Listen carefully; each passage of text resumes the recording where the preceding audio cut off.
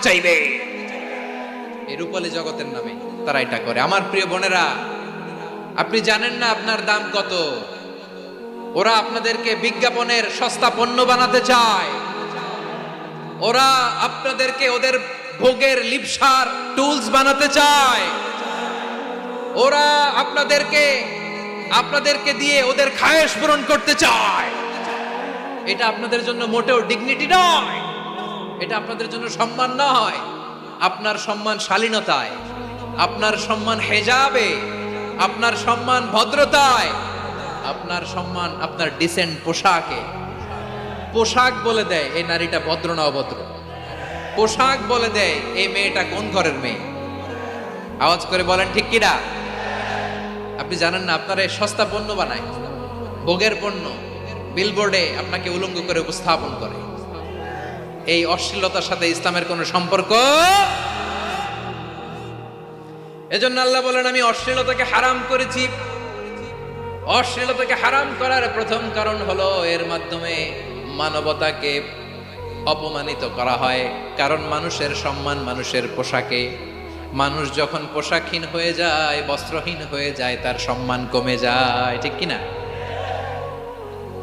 অশ্লীলতাকে হারাম করার প্রথম কারণ হচ্ছে মানুষ মানুষকে অপমান করে। একটা নারী, সে তো সম্মানিত। নারী যে কত সম্মানিত, নারীর এটা বুঝেই নাই।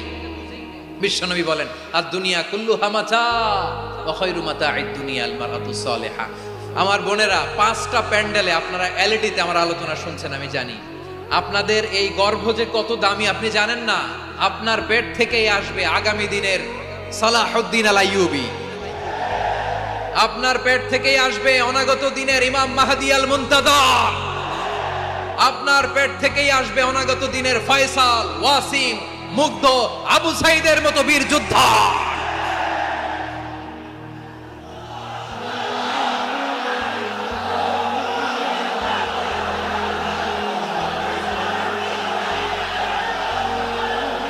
আমার প্রিয় বোনেরা, আমার প্রিয় বোনেরা, বিশ্বনবীর কথার ওজন খেয়াল করেন। আর দুনিয়া কুল্লুহা মাতা ওয়া Khairu মাতা'আদ দুনিয়াল মারআতুস Saliha.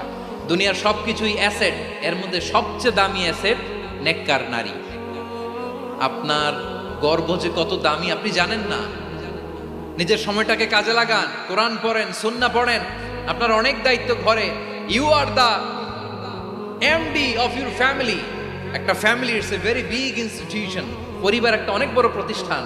and you are the MD of your institution. আপনি এই পরিবারের MD, managing director of your family.